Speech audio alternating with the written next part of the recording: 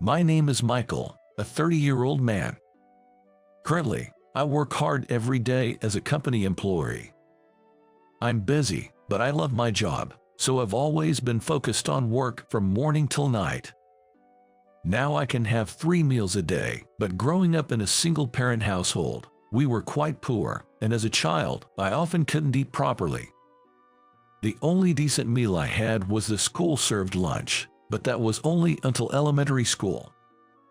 In middle school, I either brought my own lunch or bought something simple from the school store, and in high school, it was either a packed lunch or the cafeteria.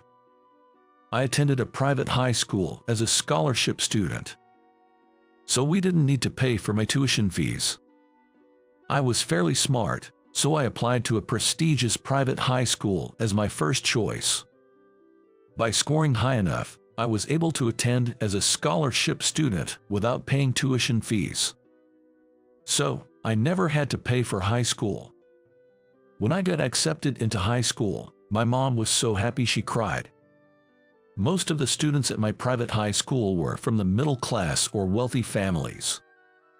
Among them was a wealthy girl named Jessica. Jessica always had shiny hair and wore high-quality shoes from well-known brands. Even in high school, she carried wallets from Louis Vuitton or Gucci, clearly indicating her family's wealth. Her father was a businessman. She always seemed to get whatever she wanted from her dad. I, having no connection to such luxury brands, was quite amazed by it, but then one day, an incident happened. Jessica's Gucci wallet went missing, causing a huge uproar in class. "Oh no, my Gucci wallet is gone. Someone must have stolen it." "Really? Jessica, do you have any idea who could have taken it?" Maybe. Someone from a certain place might be the thief, I guess." "Could it be him?" "Yes, the one who's here on a scholarship despite being from a single-parent family." "Hey, Michael, stealing isn't cool, man. Where did you put Jessica's Gucci wallet?" "Wait a minute, I don't know anything about it." "Don't lie, you're the only one who would steal it. Just give it back." "But I don't have it." "Don't bother making excuses. It's obvious you have it, Michael. Just return it. It was a gift from my dad and it was expensive. But I really don't have it." Despite my protest, Kent and Jessica started rummaging for my desk and bag. But they found nothing. My desk was overturned, and my textbooks and notebooks were scattered on the floor. My lunchbox also rolled out of my bag when they flipped it. I was upset that the lunch my mom had made was treated that way. Then Kent unwrapped my lunchbox, suggesting I might have hidden the money inside. I tried to stop him, but couldn't match his strength. "No money here either, but look at this lunch. It's like a simple American meal, just plain bread with a pickle, so plain. Is this what you eat?" "I knew you were always eating your lunch secretly, but it must have been too embarrassing to show, right?" "That's..." Indeed, my lunch was plain. I felt a bit embarrassed about it and didn't want it to be seen, even though I knew my mom made it with love. That's why I always ate it somewhat hidden under my arm. Jessica peeked in and burst out laughing. "Well, our dog eats way better than this, haha.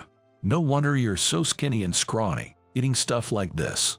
At my house, we eat good meat every day. My healthy figure is made from high-quality protein, and this smooth skin, thanks to fresh fruits. You probably can't afford stuff like expensive mangoes or melons at your place, right?" Jessica wasn't overweight but had a healthy figure, and from a poor person's perspective, she seemed to eat well every day. I'm sure her silky hair and smooth skin were also thanks to her quality diet. On the other hand, I had a frugal daily diet, lacking in nutrition, which made me less muscular and slimmer compared to other boys. I hated that and tried working out, but without enough protein intake, I couldn't gain much muscle.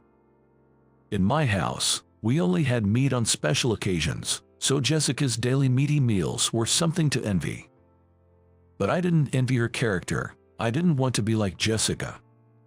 She always had Kent and other classmates like Brandon, who was absent that day, fawning over her, acting like a queen. She was called Miss Jessica or Lady Jessica by other girls, placing her at the top of the school social hierarchy. Sure, she was beautiful and had good grades, so maybe she was respected for that. But her personality was truly unbearable.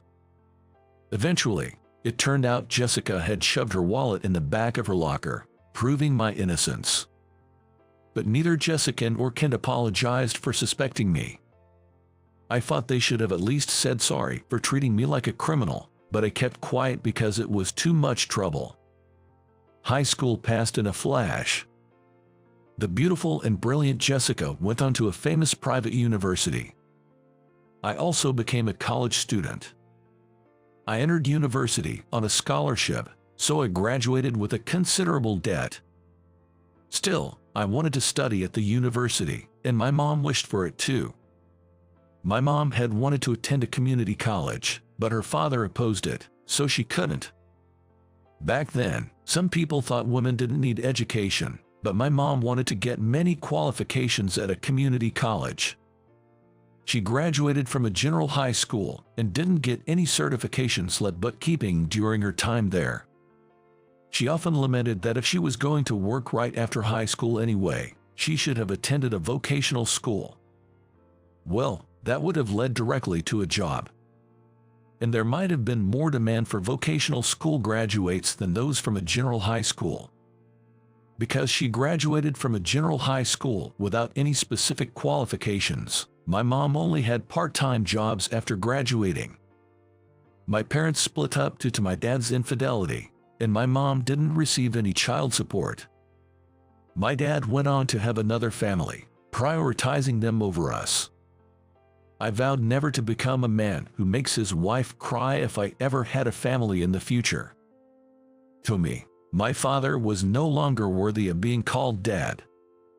With such a past, I'm now working as a company employee after graduation. I have subordinates and lots to do every day, but I'm grateful for a steady salary that ensures I don't struggle with basic needs. In high school, I worked part-time jobs with limited hours and earnings due to regulations on student labor. Being part of my mom's household, no matter how hard I worked, my earnings were capped at just over $10,000 a year. Considering that, being a company employee where effort is directly rewarded with a higher salary seemed perfect. I chose to be a corporate employee over a stable government job because I grew up poor and wanted a job where I could earn substantial incentives.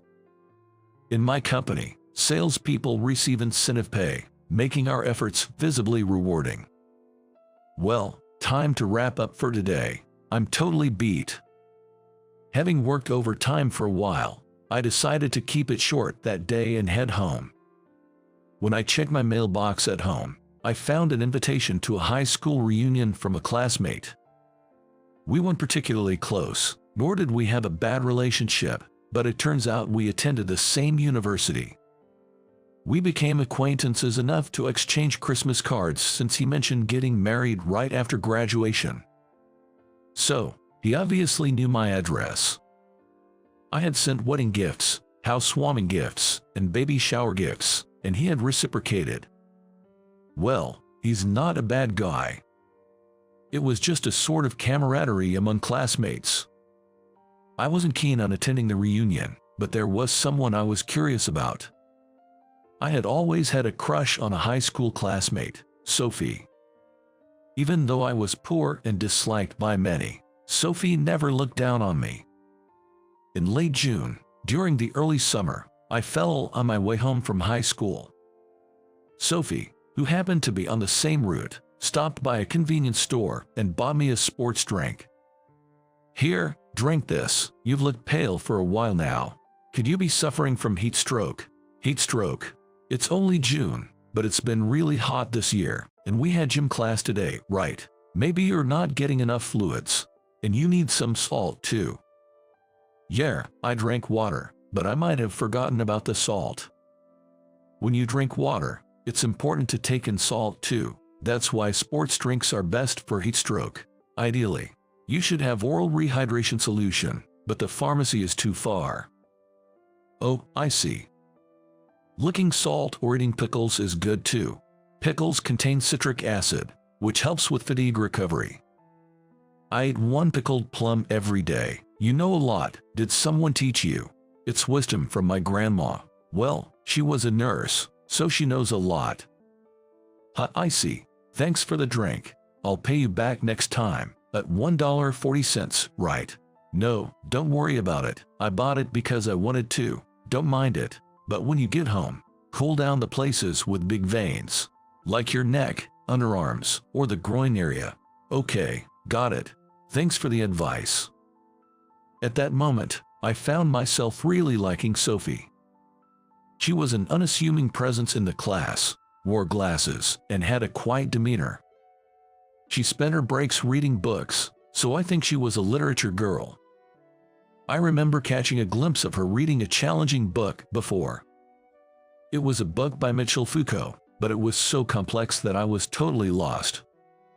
But Sophie read them with enthusiasm and seemed to enjoy it. I heard she went on to study literature in college, but I haven't seen her since. I hoped, perhaps, she was still single. On the day of the reunion, I was suddenly called in by a client, so I had to go there after work. I wanted to change into casual clothes if I had more time, but I was still in my suit. Seeing this, Jessica started to belittle me. You, in a suit, are you actually working? I heard you struggled to get into college, but it was a lower tier one compared to mine, so it seems pointless. Well, I graduated from the prestigious K University, you know. Yeah, I was called in for work, so I'm still in my suit. Didn't have time to change. You got a job. What kind of trashy company picked you up? With your university's level, it can't be anything impressive. Actually, it's one of your father's major clients. What? I work at Greenfield Corporation. We supply products to your father's company. Greenfield, as in that conglomerate-affiliated trading company. Wait, how did someone like you get into a trading company? How did you do it? Well, I got in through regular recruitment. I had a 4.0 GPA score, and I went on an exchange program after graduating. Maybe they valued that. You had a 4.0 GPA and did an exchange program. Yes, that's right. So, what are you doing now, Jessica? Well, I'm just helping with household chores. At that moment, a girl beside her whispered quietly. Making fun of Michael, I thought you'd be working somewhere impressive, but that's disappointing.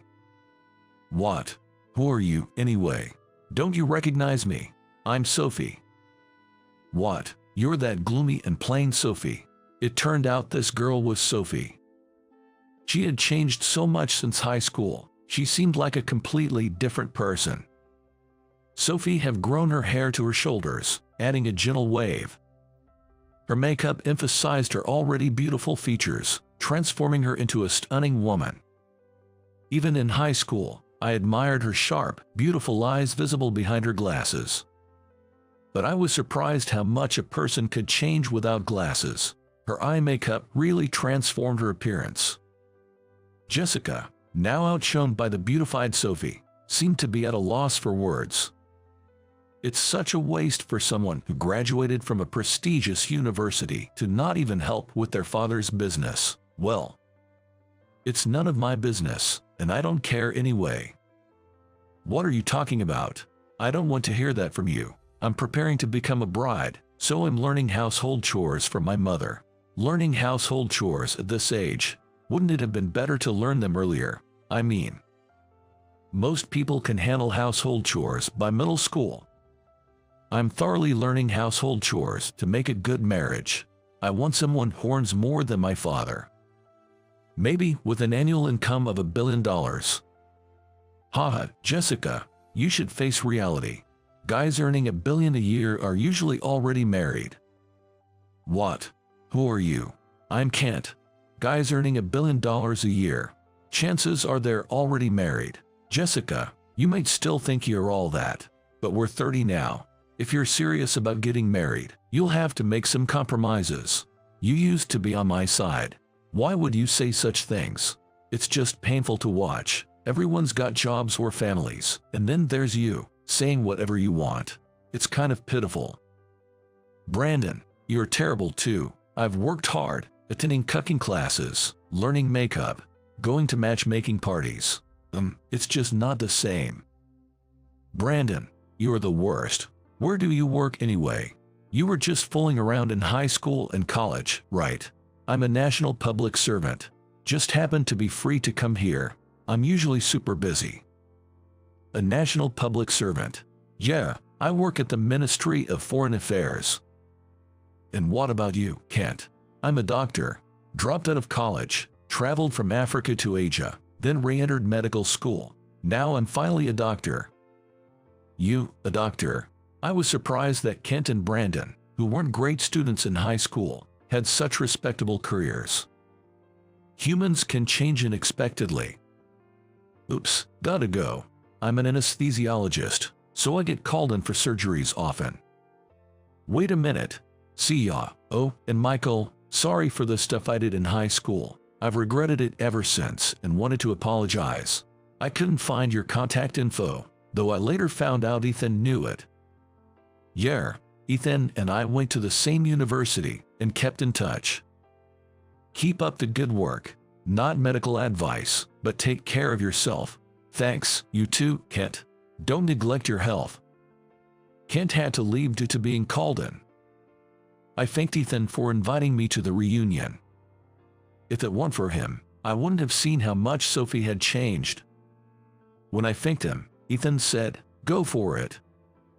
But I couldn't bring myself to admit I was interested in Sophie. However, I noticed Sophie was glancing my way, making me wonder if she might be interested in me.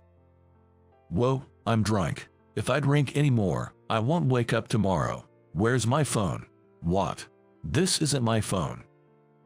Give it back. That's my phone. What's this wallpaper? Jessica and some unknown guy doing something creepy. No, don't look. Brandon, quite drunk, had mistakenly grabbed Jessica's phone. The wallpaper was a terrible photo of Jessica and an unknown, chubby man in a compromising position. Seeing it made me regret everything. It was enough to lose one's appetite. Sophie's face turned pale. You certainly have an interesting hobby. Stop it. Please, act like you didn't see it. I know that man. He's a teacher at my school. What? Yeah, I'm a high school teacher.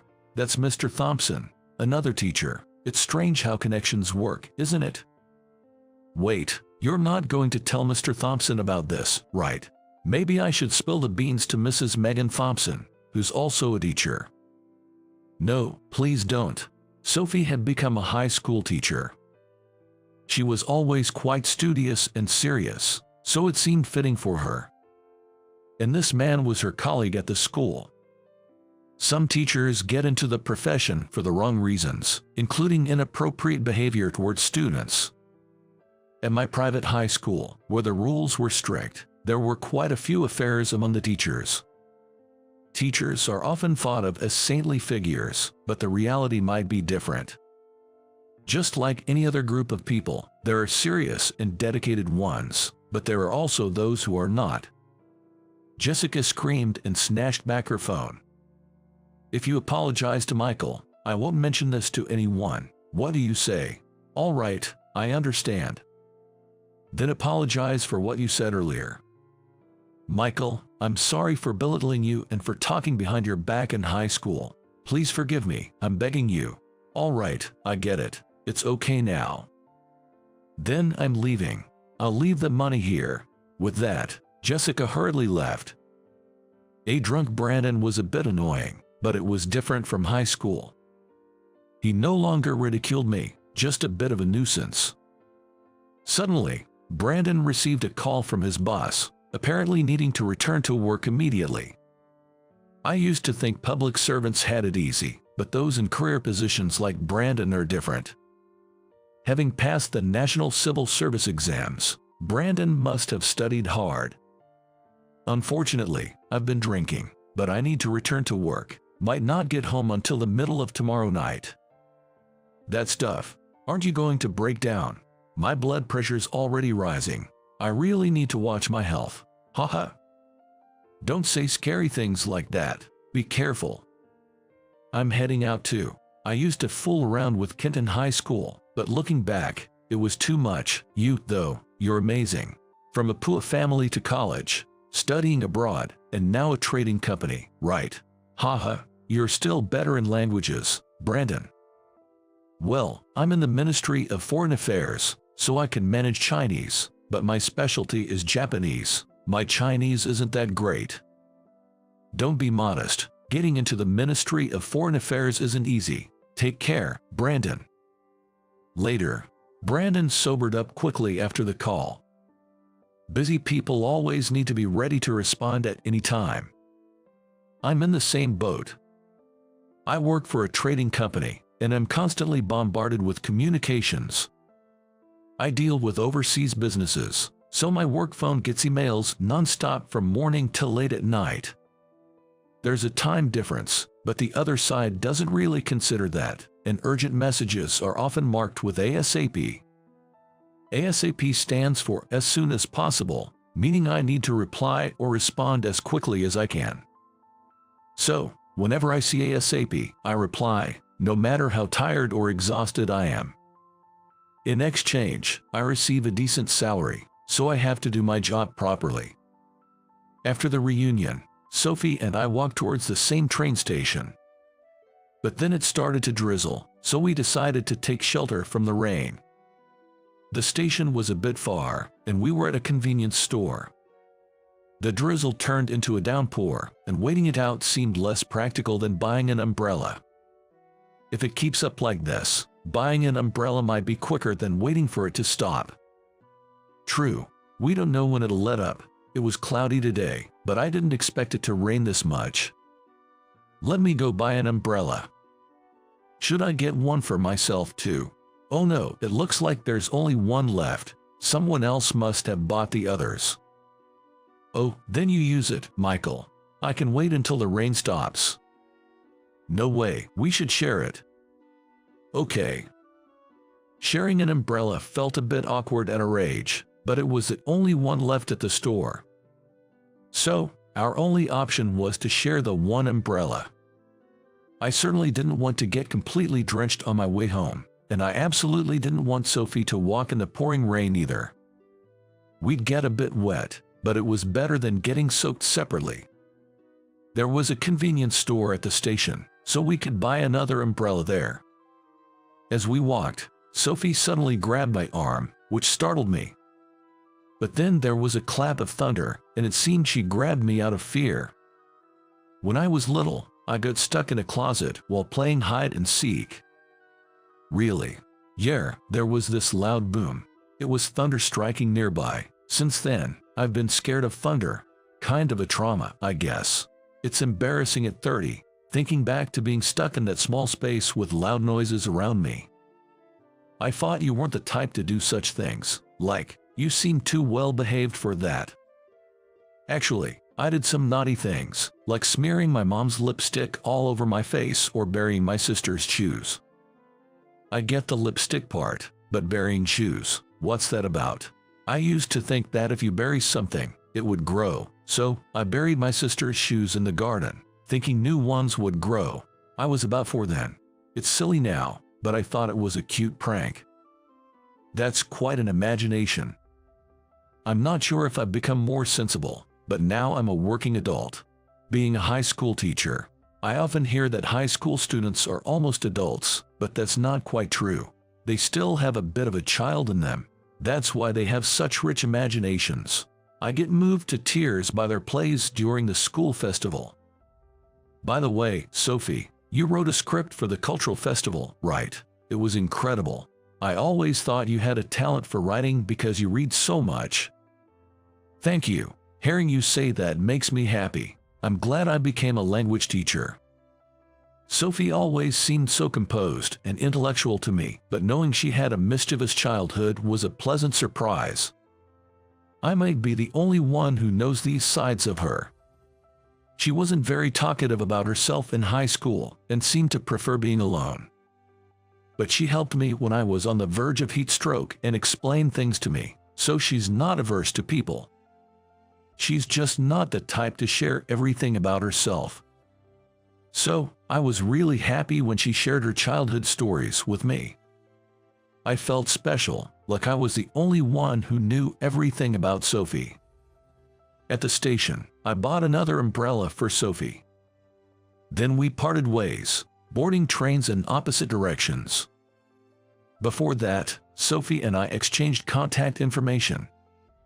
In high school, I didn't even have a cell phone, and even if I did, the address would have changed. Sophie and I exchanged contacts, and I was grinning all the way home.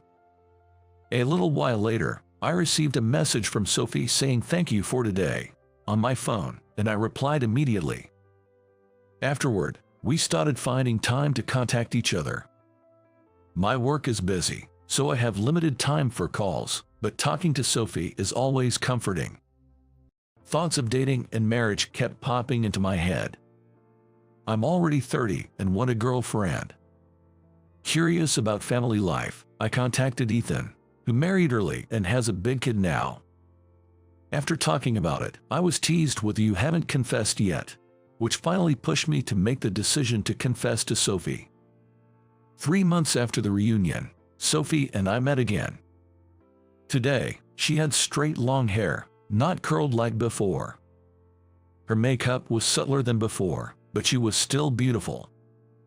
Staring at her long eyelashes, she caught me and asked, "What are you looking at? Is there something wrong with my face?" "Oh no, it's just that you look different from high school, maybe because you're not wearing glasses." "Yeah, I got LASIK done." "Really? Did it hurt?" "They anesthetize your eyes, so it doesn't hurt, but you're awake and your eyes are open. It's not full anesthesia." "Yikes, I couldn't do that. I'll stick to contacts. Too scary for me." "It's really comfortable. I recommend it. Anyway, what did you want to talk about?" Well, I thought maybe another day would be better, but I really wanted to say it today." Today's your birthday, isn't it? Happy birthday. I wanted to treat you to a celebration again some other time, but I at least wanted to give you your present today." "Well, that's so sweet. Thank you. Did you come just for that?" "Yes. I wanted to see you on your birthday and wish you in person." "Can I open this?" Sophie unwrapped the gift I handed her and gasped in delight. It was a bottle of wine made in the year of her birth. At the reunion, we were at a fancy bar that served wine, and Sophie was drinking wine steadily.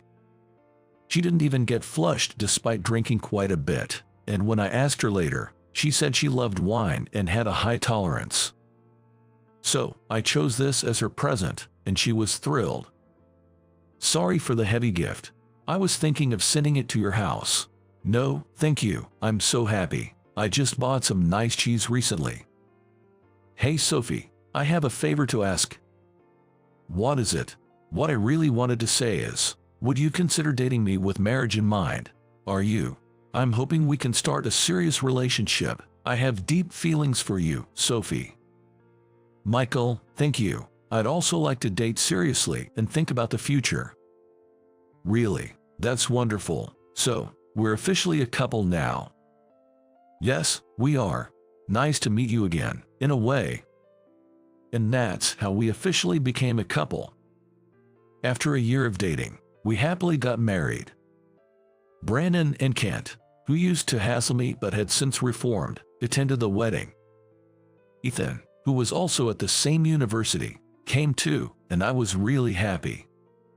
Now, I'm looking forward to building a new family with Sophie.